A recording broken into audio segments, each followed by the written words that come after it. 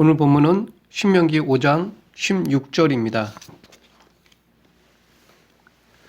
하나님은 십계명을 통해 당신의 뜻을 밝히셨습니다. 이 십계명은 크게 당신에 대한 사랑과 이웃에 대한 사랑으로 나누어 볼 수 있습니다. 이웃사랑 중에 제일 우선이 부모에 대한 사랑입니다. 이처럼 부모 긍정은 하나님의 명령입니다. 그렇기 때문에 효는 조건적인 것이 아니라 우리가 해야 할 마땅한 것입니다. 이 부모 공경에 대한 것은 고대 이방인들의 성문법에도 공통적으로 발견되고 있습니다. 그러나 이들의 법과 십계명이 다른 점은 이방인들의 부모 공경에 관한 규례는 단순히 윤리, 도덕적 차원에 머무르고 있지만 성경은 주 안에서 부모를 공경하라고 하여 하나님의 통치에 기초를 두고 있습니다. 자녀들아, 주 안에서 너희 부모에게 순종하라. 이것이 옳으니라. 오늘 하나님께서 모세에게 주신 십계명 중 5번째 계명에 대해 살펴보겠습니다. 그리고 이 말씀을 성경에 나오는 인물에 적용해 보겠습니다. 너는 내 하나님 여호와께서 명령한 대로 내 부모를 공경하라. 여기서 공경하라는 말은 존경하다, 영광되게 하다라는 의미입니다. 이 말은 여호와를 공경하는 것을 가리킬 때도 사용되는 말이기도 합니다. 그래서 솔로몬은 잠언 3장 9절에서 내 재물과 내 소산의 처음 익은 열매로 여호와를 공경하라라고 하였습니다. 따라서 부모를 공경하라는 것은 부모를 단순히 물질로 봉양하는 정도가 아니라 삶과 조심스럽게 하나님을 공경하는 것처럼 공경하며 영광스럽게 하라는 것입니다. 그런 의미에서 마틴 루터는 본절에 언급된 부모를 하나님의 대리자로 이해하였습니다.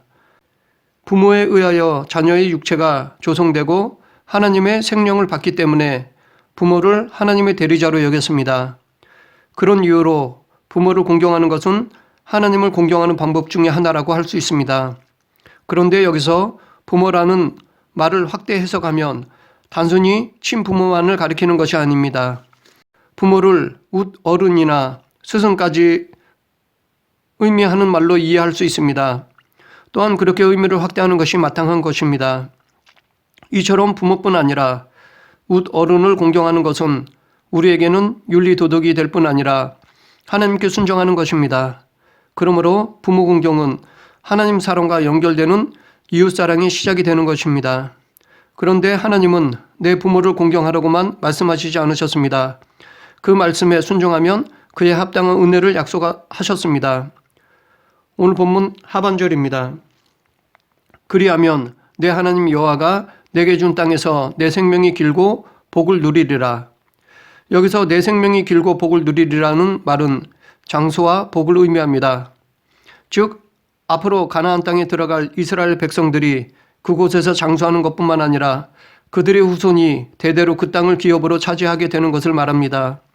장수의 복은 고대 사회에서는 가장 귀하게 여기는 복입니다. 그렇기 때문에 여기서 말하는 장수는 그 시대에 가장 귀한 것을 의미합니다. 따라서 오늘 이 시대에 부모를 공경하는 사람에게는 오늘날에 맞는 가장 소중한 복이 주어질 것입니다. 장수에 더하여 복을 약속한 이유는 인간이 장수할지라도 그 삶에 복이 없으면 힘겨울 것이기 때문입니다. 단지 생명만 길고 다른 것이 따르지 않는다면 오히려 불행입니다. 그러하기에 장수와 복을 약속한 것이라고 생각합니다. 그렇다고 해서 이 복을 세상적인 것으로만 이해해서는 곤란합니다. 왜냐하면 성도의 근본적인 복은 하나님과의 좋은 관계를 유지하는 것이기 때문입니다. 복 있는 사람은 악인의 꾀를 따르지 아니하며 죄인의 길에 서지 아니하며 오만한 자들의 자리에 앉지 아니하고 오직 여호와의 율법을 즐거워하여 그의 율법을 주야로 묵상하는 자로다. 그렇기 때문에 세상적인 조건들이 좋지 않다 하더라도 얼마든지 행복을 누릴 수 있습니다. 반대로 세상적인 조건이 아무리 좋다 하더라도 행복하지 않을 수 있습니다. 행복의 조건은 하나님과의 관계에 있기 때문입니다. 다음은 오늘 말씀을 성경에 나오는 인물에 적용해 보겠습니다. 먼저 부모를 공경한 요셉에 대해 살펴보겠습니다. 첫째, 요셉은 부모의 말씀에 순종했습니다. 요셉의 형들이 세겜에 가서 양떼를 칠 때 야곱은 요셉을 형들에게 보냈습니다. 그래서 요셉은 가서 내 형들과 양떼가 다 잘 있는지 보고 돌아와 내게 말하라 라는 말씀을 받고 세겜으로 떠났습니다. 세겜은 요셉이 살던 헤브론 계곡에서부터 북쪽으로 약 100km 정도 떨어진 곳이었습니다. 그럼에도 불구하고 요셉은 아버지의 명을 거절하지 않고 먼 길을 떠났습니다. 요셉은 아버지의 말씀대로 세겜으로 갔지만 형들을 찾지 못했습니다. 유목은 한 곳에 정착해서 거하는 것이 아니라 풀과 물이 있는 곳을 찾아 움직여야 합니다. 그렇기 때문에 형들은 양떼를 데리고 다른 곳으로 옮겨갔던 것입니다. 그래서 요셉은 세겜에서 형들을 찾지 못해 이리저리 찾아다녔습니다. 요셉은 형들이 없다고 그냥 집으로 돌아가지 않았습니다. 끝까지 아버지 말씀대로 형들의 안부를 확인하려고 하였습니다. 그런 중에 형들이 도단으로 갔다는 말을 들었습니다. 도단은 세겜으로부터 약 30km 떨어진 곳이었습니다. 그래도 요셉은 아버지의 말씀에 순종하고자 도단으로 떠났습니다. 요셉은 내가 갔더니 세겜이 없고 사람들이 그러하는데 도단으로 갔다고 하기에 못 만나고 그냥 돌아왔어요 라고 하지 않았습니다. 끝까지 아버지 말씀에 순종하고자 수고를 마다하지 않았습니다. 실제 요셉은 부모를 물질로 봉양했습니다. 요셉은 우여곡절 끝에 하나님의 은혜로 바로의 꿈을 해석하여 애굽의 총리가 되었습니다. 요셉의 해석대로 7년간의 풍년 후에 7년간의 흉년이 시작되어 온 땅에 기근이 심했습니다. 애굽뿐만 아니라 가나안 땅에도 흉년이 들어 야곱의 식구들도 먹을 것을 구하러 애굽으로 와야 했습니다. 요셉은 처음에 형들에게 자신의 정체를 숨기고 시험했습니다. 그들을 시험한 결과 형들이 과거 자기에게 한 행동에 대한 뉘우침과 자기의 동생 베냐민을 진심으로 사랑하고 있다는 것을 알았습니다. 더욱이 아버지에 대한 그리움을 참지 못하여 자기의 정체를 형들에게 밝혔습니다. 그리고 가나안 땅에 있는 아버지를 모셔오게 하였습니다. 요셉은 아버지를 애굽으로 모셔오고 거주할 곳과 먹을 것을 주었습니다. 애굽의 좋은 땅 람셋을 그들에게 주어 소유로 삼게 하고 또 그의 아버지와 그의 형들과 그의 아버지의 온 집에 그 식구를 따라 먹을 것을 주어 봉양하였더라. 요셉은 성심성의껏 아버지와 온 식구를 봉양했습니다. 셋째, 요셉은 형제를 사랑했습니다. 요셉은 가뭄이 극심할 때에 자기 모든 가족을 애굽으로 불러들였습니다. 그리고 그들이 살아가는 데 있어서 조금도 부족함이 없이 그들의 모든 필요를 채워주었습니다. 아마 저라면 이때가 원수를 갚을 절호의 기회로 여겼을 것입니다. 과거 형들이 자기에게 몹쓸 짓을 한 것에 분풀이할 기회였을 것입니다. 하지만 요셉은 과거의 형들이 행한 것에 대한 원망은 조금도 없었습니다. 형들에 대한 나쁜 감정을 다 버렸습니다. 오히려 사랑으로 자기를 팔았던 형들을 품었습니다. 우리는 이것을 아버지가 돌아가셨을 때 요셉이 형들에게 한 말에서 알 수 있습니다. 아버지가 돌아가시자 형들은 과거 자신들의 죄를 기억했습니다. 그리고 요셉이 혹시 우리를 미워하여 우리가 그에게 행한 모든 악을 다 갚지 않을까 하며 두려워했습니다. 그래서 형들은 요셉에게 당신의 아버지가 돌아가시기 전에 명령하여 이르시기를 너희는 이같이 요셉에게 이르라. 내 형들이 내게 악을 행하였을지라도 이제 바라건대 그들의 허물과 죄를 용서하라 하셨나니 당신 아버지의 하나님의 종들인 우리 죄를 이제 용서하소서라고 빌었습니다. 그러자 요셉은 형들에게 두려워하지 마소서 내가 하나님을 대신하리이까 당신들은 나를 해하려 하였으나 하나님은 그것을 손으로 바꾸사 오늘과 같이 많은 백성의 생명을 구원하게 하시려 하셨나니 당신들은 두려워하지 마소서 내가 당신들과 당신들의 자녀를 기르리이다 라고 하였습니다. 요셉은 하나님의 주권을 인정하며 끝까지 아버지의 말씀하신 유언에도 순종했습니다. 이처럼 요셉은 부모 공경하기를 다했습니다. 이번에는 성경에 나오는 인물 중에 부모 공경을 하지 않은 압살롬에 대해 살펴보겠습니다. 첫째, 압살롬은 아버지의 자식인 형을 죽였습니다. 다윗은 부인이 여러 명 있었습니다. 그 중에 첫째 아들은 아히노암에게서 낳은 암논이었습니다. 그런데 이 암논이 마아가의 소생인 셋째 압살롬의 누이 동생 다말을 범하였습니다. 그러자 압살롬은 이것을 마음에 품고 복수를 각오했습니다. 그리고 2년 후에 바알 하솔의 양털을 깎을 때 암논을 비롯한 모든 형제들을 불러 술을 먹으며 즐길 때 암논을 죽였습니다. 그리고 나서 압살롬은 구슬 왕 암미훌의 아들 달메에게로 도망갔습니다. 장남의 죽음으로 인해 아버지 다윗은 슬퍼했습니다. 무엇보다도 형제들 간의 비극적인 살인이 아버지에게 더 큰 아픔이었습니다. 둘째, 압살롬은 백성들을 아버지로부터 멀어지게 했습니다. 압살롬이 형을 죽인 3년 후에 다윗은 압살롬을 예루살렘으로 돌아오게 했습니다. 그리고 압살롬이 죄를 용서해 주었습니다. 그런데 압살롬은 그것으로 끝낸 것이 아니었습니다. 압살롬은 더 큰 야망이 있었습니다. 그 야망을 이루기 위해 먼저 백성들에게 거짓 친절과 구분 재판으로 호의를 샀습니다.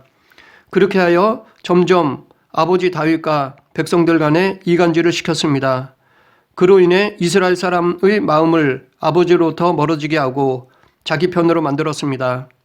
왕조로서 왕인 아버지를 도와 백성들의 마음을 살피기는커녕 오히려 백성들이 아버지를 불신하도록 조장하였습니다.